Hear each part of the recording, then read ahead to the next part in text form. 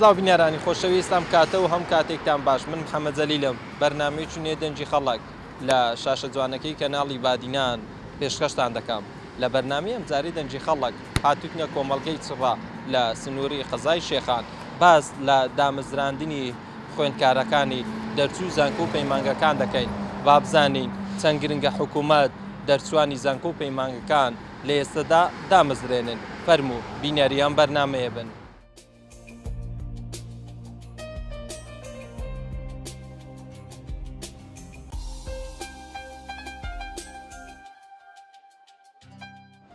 سڵاو ماندوونە سوپاس گران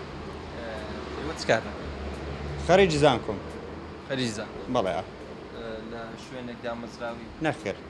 نامەزران کەوایە لە کوردستان ئێستا نییە نەخێر ناوە تەواو کردو جغرافیا لە زانکۆی سەلاحەدین ساڵ ئەوە 2 ساڵە خەریجم باش لەگەڵ ئیش و کارە بەخوا ئیش و کار کەمە لێ هەیە بەس لەو ینی منتەقەیە ئیش و کار نییە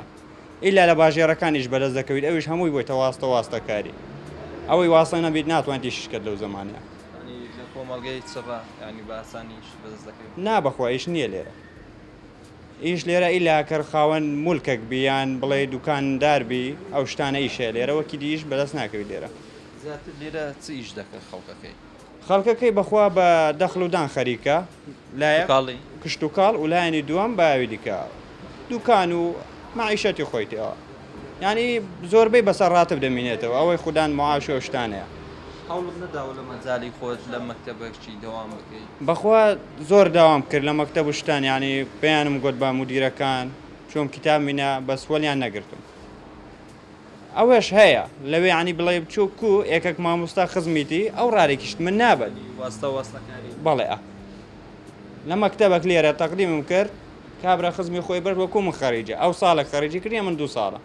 یا ئەوی بردیە منی نەبردیە باش ئەگەر کەسێک خێزاندار بی مناڵشی هەبی دەرسوی زانکۆ بێ ئەوانە بەخوا بڵێم چ ژیان زەحمەتە بەو شێوازە کە چۆی زانکۆ بیت ئەوە دەبی بگەڕێت لە ئیشی ڕۆژانە بە 10,000 و یعنی کۆ بڵێ ژیان دەکەت بەس بە زەحمەتی ژیانێکی ناخۆش بەڕێدەک حکوومەت لە دوای ئەوەی ئەو گەنجانەی کە تەخەڕوز دەکەن باڵێن زانکۆ و پەیمانگەکان تەواو دەکەن لە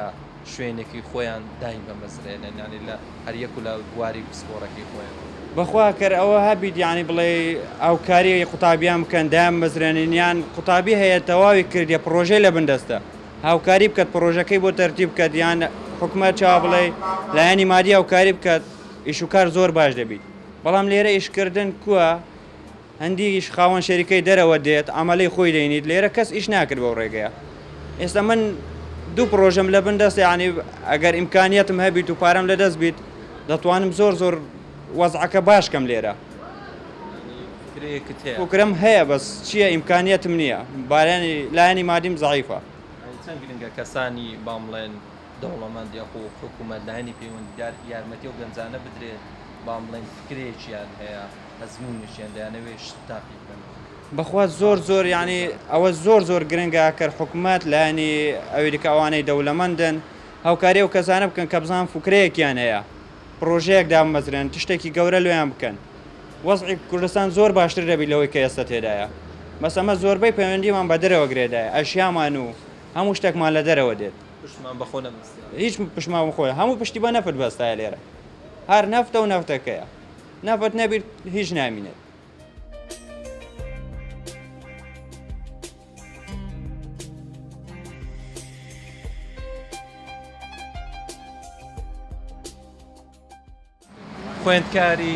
خوێندکارم لە زانکۆی دۆک بنیاتێک مەرحەلەیەکم لە بنیاتی مێژوو بەش بەڵێ خۆت حەز لەو بەشەی بوو چیەوە بەش بەڵێ خۆم حەزم لەو بەش بوو چوومەوە بەشە باش چەند گرنگە لە دوای ئێوە تەخەڕوز دەکەن باڵێن دوای 3 ساڵی دیکە ئێوە تەخەڕوز دەکەن لە بوارەکەی خۆتا ئێوە دامەزرێ وەکو ببیە مامۆستای مێژوو لە قوتابخانەیەک لە خوێندنگەیەک لە شوێنێک وانە زۆر حەزم لەو بابەتێ بوو خۆم کە من دابەمەزرێم دوای 3 ساڵتر هەر من یعنی زۆر تەڵابە هەیە ئەمە چەند ساڵێکە تەخەڕوجیان کردەوە يعني حکوومەتەکە وایە کە دامەزراندن نیە ئەگە دامەزراندن هەبێتنەوە وەک بلی گەنجەکان بی ئیش نابن من حەزم ئاگەر ئەگە دوای 3 ساڵ تر تەخەرج بکەم یەک جا ببم بە مامۆستایەک ئەوە بخۆی قەیرانەکە نامێنێتن کە تەڵابە وەک بلی بینە سەر شارع و ئەی بکەن ئیشێکی بکەن و باش ئێستا کە دەبینین کە لە ناو بازار دەبینی باڵی کەسەکە تەخەروجی کردووە لە باڵ ئەوەی کۆکو مامۆستای مێژووە جوگرافیا کارێکی دیکە دەکات چەند گرنگە هەر لە هەمان بوارەکەی خۆیدا دامەزرێت بۆ ئەوەی ئەو کارە نەکات زۆر باشە یعنی ئەگەر تو دابەمەزرین و ڕاتبێکت هەبێتن بێ لێ بڕین یعنی ئەوە قەیرانیش نامێنێتن زۆر وەزعەکە باش دەبێت و خۆشیش دەبێت زۆر دەگوترێت ئێمە دەست بۆ ئیشەکی دەبین حەز بە ئارزوی خۆمان نییە ئارزوی پێ ناکەین بەس بەڵام ناچارین ئەو ئیشە بکەین نەخێر یعنی ئەگە تۆ ناچار نەبی لە ماڵەوە وەزعەکەت باش نەبێتن تۆ ئەو ئیشە ناکەی پێت وایە لە دوای ئەوەی قوتابیەکان ماڵ خوێندکارەکان سانکۆ پەیمانگەکان تەواو دەکەن دابەمەزرێن لە شوێنێک ئەوە ئەگەر دابەمەزری یعنی تو بە حەز دامەزراندن دەکەی یعنی زۆر بۆ دامەزراندنەوە شتێکی معقول نییە بەس ئەمەش دەخینین کە شادێکمان نەبێتن مستەقبەلێکمان پێ بێتن باشی زۆر دەگوترێت وازیان لە خوێندن هێناوە یعنی دەڵێن بەش خوێندکارێکی زۆر تەخەروج دەکەن دانامەزرێنە هیچ ئەمەل و هیوا ئاواتێکیان بە خوێندن نەماوە نەخێر یعنی تو بێ لە تەڵەبە زۆرێک تەخەرجیان کرد یعنی هەر لە ناو کولیەوە من لەگەڵم هەبوو وازی لە خوێندنێ دەڵێتن دامەزراندن نیە من بۆ بخوێنم و تعابی چەند ساڵ و مەصرف و هەر بێ بەلاش هەبووە بەڵێ هەبوو لەگەڵ من وازیان لێناوە ئێستا ئەوان هەرێک و چوتە معاملەك یان چتە کارگەیەک شۆلەکەت یان بەردووکانەکە هەرم دەزی تریش دیگە نییە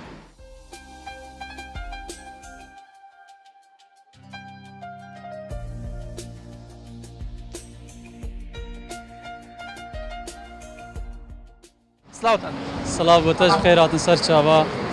بشتێکی خێراتنا کەناڵێ بادینا سات کەم کۆ دنا باکو مەلگا چرە پێشکردنا بەرنامێکینی ڕاستی تەوەریەوە ینی یا باشە گەلێک تەوەرەکە جێ خۆدایە بەڕاستی ساڵانە ژمارەکە زۆر ji دەرچێن ئاکۆ خوێندکارن دەرچێن پەیمانگەن زانکۆ پەیمانگان تێنە تەخەرجکردن ئاکۆ دەرچن زانکۆ پەیمانگان لێ حکومەت هەرێما کوردستانی تانها چ پلانینە ئەوش 2013 بۆ 14 مە خەریج کریاسێکی شما خوێندکارە مەکۆ ساڵە 2013 تەخەرج بیمە و هەتانەها پێکی بێژن چ دایرە یانشێک دەستگیان حکمی نهاتمە وەلگرتن داخوازەمەشەوە کۆم وەکی خەریج یعنی بنەخ داخوازیان تەنیا داخوازیامی خەریجەکە و بێنە دامەزراندن و هەروەسا حکومەت هەرێما کوردستانی چاوەخوا بدەتەوانە بێژان چکو ژمارەکە زۆر جوانە بێژان داخوازەش حکومەتێ کردیا و بێنە دامەزراندنیان و بێنە گرێبەست بۆوان بێتە دانان ژیانی مامۆستای وانەبێژ چۆنە دەڵێن ئەوانەی کە موچەکانیان زۆر دوا دەکەوێت ئەگە کەسە خێزاندار بی لە کرێتی بی ڕۆژی ژیانیان زۆر خراپە وایە بەێ ژمارەکە زۆر وانەبێژانایە بە تایبەتی سنووری قەزاشێخان و سلکە عنی پەروەردێت عنی ڕاگرتی ئەگەر وانەبێژ نەبێتن دناوە وان قوتابخانەیان دازبارم بە پرۆسە خواندنی البادینان هێتە ڕاوستاندن ڕاستی یعنی داخوازەمەش ینی شلایەن پەیوەندیدار شالیەن پەروەردەوەکو چاوی خۆبدەنەوانە بێژان وەسعی وانە بێژان گەلێکی خراپە و وەزع دارەیەوان هەیە کرێدارە هەیە ژیانە هەفسەرگیریە پێکی نایشتە نەڤگوازە ژبەر نەبوونا موچەیەکی هەیوانە داخوازەمەشەوە و بزیترین وەخت حکومەت هەرێما کوردستانی و پەرلەمانی کوردستانی بریارێکی دەرکەتن و هەروەسا بوو دامەزراندنە مامۆستا توانە بێژ نزیکترین دەمدا کو یافەرە ینی پشتی لێبرنا موچەی نەمان لە لێبرنا موچەی یافەرە مامۆستا توانە بێژ بێنە دامەزراندندا و ژین و ژیارە خەلکی باشتر بیتن و ینی ئەگەر قوتابی خوێندکار زانکۆ پەیمانگان ساڵانە ڕێژەیەکە زۆر دەرچوون پەیمانگان هەنێ ئەگەر ئایا وەزارەتە پلاندانانی بچوتی دەدانان ئەگەر وەزارەتە پلاندانانی هەبیتن ناو حکومەتێکیدا هەبیتن کابینێکیدا بیت یافەرە ینی ساڵانە ڕێژە دەرچوێن دامەزران دەرچوون پەیمانگێ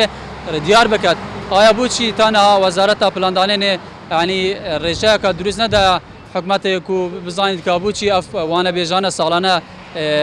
دەردکەون زانکۆ پەیمانگان چ جیانانە دامەزراندن ئێڤیامەشەوەکو دەمەکی نیز دەبێت دامەزراندن و ڕوونکردنەیەکی بدات حکوومەت ئەمە ڕوونکردنەیەکی بدات ئەگەر وانە بێش ساڵان عیلوێکی بێژن خوێندکار زانکۆ پەیمانگان بێنە تەخەرج بکەن ئاکو دەرچن وەکی دێژن داواتی وان خوێندکاران دی چی بیتە ناوێن دەرچێن زانکۆ پەیمانگان ئەگەر نێنە دامەزراندن ئەمە بلا زانکۆ پەیمانگان بگرن و خلاص بچوو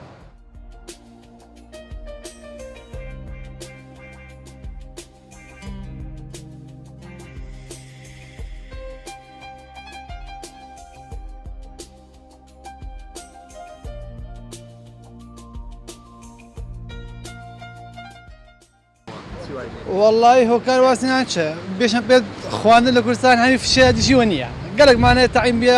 گەلێکمانێت تەعین نەبێ سەساکە لە 2014 و 16 و 17 و 20 و تەقانە ینی گەلێک هەیە شادێ خلاص کردیە خەریش کولیە خەریش مەعادە ینی گەلێک دکتۆر بۆ دکتۆری بۆ مامۆستایی بۆ گەلەش تەعین نەبیکەن یعنی بەڕاستی و بەڕاستی بە کوردی و بە کوردی خوێندن لە کوردستان پافشەیە بۆ خۆت شوێلێک نەکەی دەیستەوە ینی مساکە من لە مەدرسەم بەجێ لە ئیشم دەکرد تا ئێستا خوددان حەمد لە خوددان شۆل خۆمم و باشتر ینی بە کوردیەکەی خوێندنەکە لە کوردستان فشەیە بێ هیوا بوو وای هیچی وایە نەبی هیوابی یعنی ئێستاکە گەلک لە کوردستان ئێستا بۆ نمونە من ئەو برادرم تاوە چۆ تقریبا معادی خلاص کرد وەک من پای دوکانی دانایە ئەگەر تو 20 سال بخوێنی 24 سال هەژە کە بدە چەندە ینی تۆ پشتێکە تەعین نەبی یعنی چێ شتەکە نە بەشێک زۆر تقریبا بێشم پێ نەبەس ئیلا دوکاندار ئێستا هەیە عاملی مەطعەمە من شخصی با دەناسم گەلک خواردنی خلاص کردیە ینی بێشم پێ چووکە ئەهلیش شادی با بەرزتریش و ئێستا عاملی وا دەکەن گەلک کەسای لە شریکە تەعین بگەن عاملی وا دەکەن لە مەطعەم تەعین بگەن لە کوردستان خوێندن گەلک ئیلا بەشەرتێک ئەوەی بچیت واستەیە بیت ینی پێشم پێ واستە کورد فی کول بیت ئەوە تەعین بیتەوە ئەوانی کە تەخەڕوز دەکەن ئەوانە چی بکەن بەسەرانە وڵا چ بکەن بلا بخوان شۆرە بدینەوە واسە حکومەت بینن بلا نەخۆین بلا نەخۆین بلا ئەندە بخۆین کوردستان بنووسیت با بخۆین تاو حاوجێنین دەبنووسیت لە کوردستان فشەیە ویانە تو خواندن تا کوردی دانەمەسراکرد من خواندم تا کرد دانەمەسرا وایە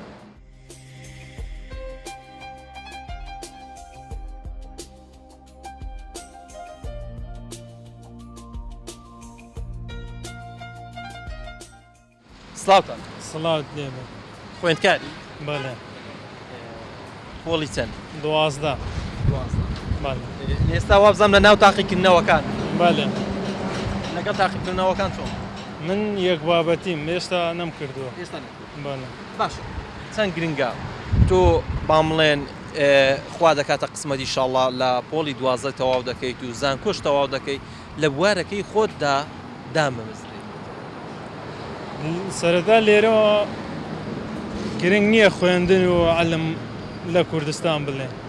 بەدەنا خوێندنە بۆ پارە و ژیان بەڕێوە ببێت پیشەی خۆت ینی خزمەتکردن ئەی خزمەتی خزکردنی نا خزمەتکردنی وڵات لێرە گرنگ نییە باشە بۆ ئەوە بێ هیوا بێ ئومێدی ئیتر ژیان لە کوردستان وایە دەبینی ساڵانە گەنجێکی زۆر ڕوو لە دەرەوەی وڵات دەکات ئێمانە هۆکارن بۆ ئەوەی گەنج بستە دەرەوەی وڵات بەڵێ ئەمانە هەمووی هۆکارە سەدان گەنج و خوێندکار و تەخەروج دەڕۆنە دەرەوەی وڵات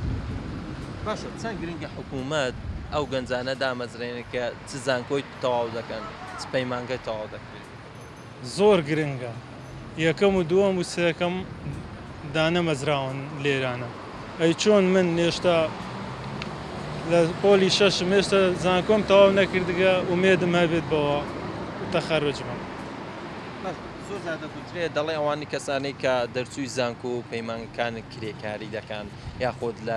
سیناحی کار دەکەن یاخۆت هەر ئیشێکەوە دەکەن هەرچەندە ئیشکردن هیچ هەیبێکی تێدا نییە بەسمەبەسمان لەوەیە چەند گرنگە لە بوارەکەی خۆتدا بامڵێ تۆ مامۆستایەکی لە بواری خۆت لە خوێندنگایەکان خزمەت بکەیت بامڵێ تۆ پارێزەرێکیتی لە دادگا خزمەت بکەیت تۆ دکتۆرێکی لە شوێنێکی دیکە بامڵێن خزمەت بکەیت نەک تۆ بچی کارێکی دیکە ڕاستە زۆر گرنگە لە بواری خۆت کار بکەیت ئەگەر لە بواری خۆت بیت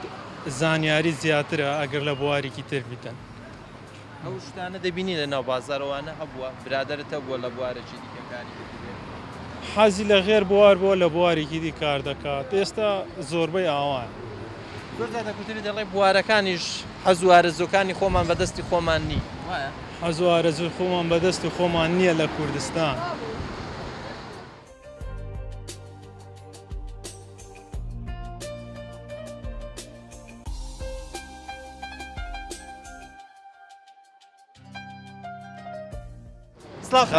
سڵاو لە تۆش خێر خوێندکاری بەڵێ لە پۆلی چەندی ئێستا لە شەشی ئامادەیت شەشی ئامادەی بەڵێ لە تاقیکردنەوەدان ئێستا ئێستا حالێ نا تاقیکردنەوە تەواو کردە باش چەند گرنگە ئێوە با بڵێن خواکردێ قسمە ساڵێکی دابێ لە چێ زانکۆ یاخود پەیمانگە لە دوای دەرچوونی لە زانکۆ پەیمانگە دامەزرێت باخراان گرنگەکەی چیە ئێستا گرنگەکە واستت هەبێ خوێندمیمە بۆ تشادەمیەوە بەزەکە واستت نەبێ هیچی فشەیە هەموو لەبەر زۆری خوێندن و زۆر خوێند کارمانەیە شادەش زۆر بووە ئەگەر واستت نەبێەوە دەبی لە ماری پاردەیەوە واستەش دەبێەوە لە خۆ دەبێ شتەکەی هەژار بێ واستەی نەبێ ئەو دەبی چی بکات وەڵڵا ئەو فەقیبا لە خۆی بڕوا شاین لە ئیشش قایم کا لە خۆی هات واز لە خوێندنی شتی بین ئیسمادەی نییە لە بۆی دا نامەزرێ تەنها واستەیە بەس واستەیە ئێستا هیچ زیدی نییە خەریک زۆر شادە زۆر زۆر خوێنی تاوا کردیا هەموو ژەر دانامەزرێ یەکە واستەیە بیدا دەمەزرێ واستەشت نەبی دەبی لە ماری پاردەیەوە تۆ هۆک خۆت ئەگە دەرچووی واستەتەیە وەڵای تقریبا واستەکە ئەگەر ئەمە لەکەت هەیە ئەمێ هەردوو لام کردی ئەم لێستە ئیشەکەش دەکەم لە واستەکەش حەولمدایە ئەگە خۆم بە تەمای خوێندنێ نەکردیان یان تەنها وەڵا دەزانم وەڵا بەس بڕوانامەکەی جارێ هەر هەم بی هەر خەرکە نەگە من هەموو هاوەشی منە دەرێ با هەم بیجارێ لە مارێ بەزەم نیشەکەشم لەگە کردی هەیە لە خۆی ئەوی ناکە باشە کەسانی دیکە واستەیان نییە ئەوان دەبێت وەڵا زە لە خۆیان با دوعای لە خۆیان بکەنەکەی سدیان پێ ناکرێ کردن چارەسەر دەبێ بە قورعان ناوەڵ ژیان بە دوعاکردن بە تەمای خۆی بزانین ناوەڵە بۆش چارەسەر ناکرێ باشە وەکو گەنجێک وەکو خوێندکارێک چ داواکاریەکت هەیە وەڵی داواکاری کۆلانی پەیوەندیدار بۆ گەنجانەی ئەو گەنجانێک کە تەخەڕوزیان کردەوە بۆ خۆیان هەمووی دامی بە تەمای دامەزراندنش بێ خۆ خەڵکەش هەمووی دانامەزرێ هەردێکەوە لە ڕاستە خۆی لە چ ئیشێکی پێ دەکرێت بزانیە گەشتەشکە پێ دەکرێت بێ لە خوێندن نەخینی خوێندەواری بە هەبی واز لێ بینی هەرەوەندە دەکرێت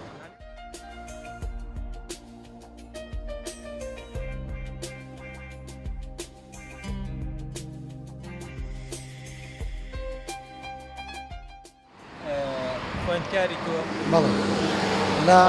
لە پۆلی دوازم تاقیکردنەوەدان وەڵایی لە تاقیکردنەوە ئێستا بەڵام بەداخەوە مافی بەشداریکردن نەبووە مسا باش چەند گرنگە بامڵێن ئینشاڵە بۆ ساڵی داهاتوو دەچیتە زانکۆ و پەیمانگە دوای چوونت بۆ زانکۆ و پەیمانگەی لە بوارەکەی خۆتدا دامەزرێن ینی مەجاڵی ئیشکردنێک بەڵێ بەڕاستی خۆی لە وڵاتی ئێمە ئێستا بە زۆربەی کات ینی قوتابیەکان دەبینین زۆر ئەوە ورەی خوێندنیان نییە چکە دەبینن کە ئەو قوتابیانەی کە لە پێش ئەوان ئێستا خەریکن کە پۆلی دوازە تاوا دەکەن و زانکۆکان تاوا دەکەن بەداخەوە هیچ کردێکی بەردەست نییە کە دەرچوانی زانکۆ و پەیمانگەکان کە چۆن بڵێن ژێدەری مادی دەستیان کەوە ژیانی خۆیان پێبڕێبن بۆیە قوتابیان و هاوڵەتیان بەگشتی پشت بە کەرتی تایبەت دەبەستن نەکۆکو بڕین کەرتی حکومی چکە تەنات ئەگەر کەرتی حکومیش هەبێت بژێوی ژیانیان بەو بڕێکە پێویستیان پێە ناتوانن پەیدای بکەن بۆیە پشت بە کەرتی تایبەت دەبەستن پێت وایە ئەگەر حکوومەت گرنگی بەو گەنجانە بدرێ بامڵێن زانکۆ پەیمانگەکانیان تەوا کوردە لە مەجای خۆیان دامەزرێ پێدوانیە ئەمانە باشتر بی ئەگەر لە مەجای خۆیان پیشیان بۆ دابین بکرێت لە حکوومەت یارمی کوردستانەوە ورا یان چۆن بڵێن دەتوانین شەکەیان باشتر بکەن و باشتر خزمەتی وڵاتەکەمان بکەن بۆ نمونە ئێستا دەبینین مامۆستایەک ئەنی بەسیترین پیشە ئیشی تەکسی دەکات یان هەر کاسبکاریەک دەکات چکە بەڕاستی ڕاستە لە مەجای خۆیان داوام دەکات بەڵام ئەو بڕەپارەی کە دەستی دەکەوێت ناتوانێت خۆی و خێزانی خۆی پێ بەخۆ کات بۆیە ناچارە ئیشێکی تری احتیاط بکاتەوە بەسمان لەوەیە کە ئەو کەسانی کە وەکو بڵێن مامۆستایەکی جوگرافی ئێستاکە لێ دوانمان لێوەرکردە دوکانێکی بۆ خۆکوتەوە ینی چەند گرنگە ئەو مامۆستایە لە مەجاڵەکەی خۆیدا لە خوێندنگەکە خزمەتی خۆی بکە خزمەت بە وڵاتێکی. بەداخۆ نەسنتر نەکۆک بڵین شوێنێکی کارکردن بۆ نمونە بۆ چ قسمی بایۆلۆجی بێت چ قسمی جیۆلۆجی بێت چ قسمی جوگرافیا بێت چ قسمی مێژوو بێت هیچ سنتەرێک و جێگایەکمان نییە بۆ ئەوەی دەرچوانی ئەم بەشانە بچن خزمەتی وڵاتەکەمان بکەن و ینی لە مەجای خۆیانە ئیش بکەن ینی کۆتایی هەموو ئەو قسمانە لە ئادا بەگشتینجە لە جیۆلۆجی بێت جوگرافیا بێت مێژوو بێت بایۆلۆجی بێت ینی کۆتاییەکان هەمووی قوتابخانەیە و دەبێ ینی وانە بدەن تەنیا ئەوانەیە دانە مەزراندن لەلایەن حکوومەتە نابتە هۆکاری بۆ ئەوەی ورەی ئەو خوێندکارەکانی دیکەی لە کە لە دانەوە بێنە زانکۆ پەیمانگاکان دابەزێنێت و یعنی درێژە بە خوێندنەکەی خۆیان من لە سەرەتای قسەکردنەکە ئاماژەم بۆ کردەگەر ئێستا من ببینم ئێستا بۆ نمونە پۆلی شەمێساگەر بدێنم قوتابی ئەم ساڵەگەر دامەزرا ئەوەی لە زانکۆ دەرچوە دامەزە ورەی من دەبێتەوە بۆی زیاتر و زیاتر بخوێنم بەڵام ئەگەر من ببینم دەرچووی زانکۆ ئێستا خەریکە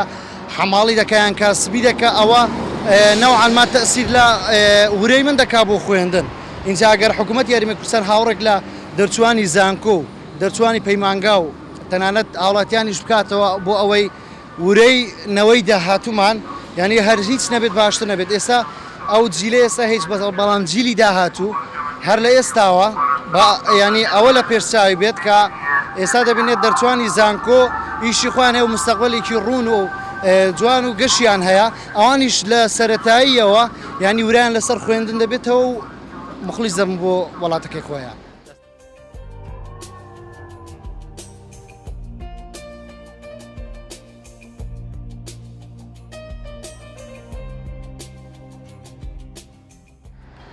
بەڵێ بینەرانی خۆشەویست ئەوی گیبیستی بوون ئەمە ڕاوبووچنی هاوڵاتیانی کۆمەڵگەی چڕەبوو لە سنووری خەزای شێخان. سپاس بۆ ئێوە کە بینەرمان بوون، سپاس بۆ هاوکارم زەرار گۆران کە وێنەکانی بۆ ئێوە گواستەوە.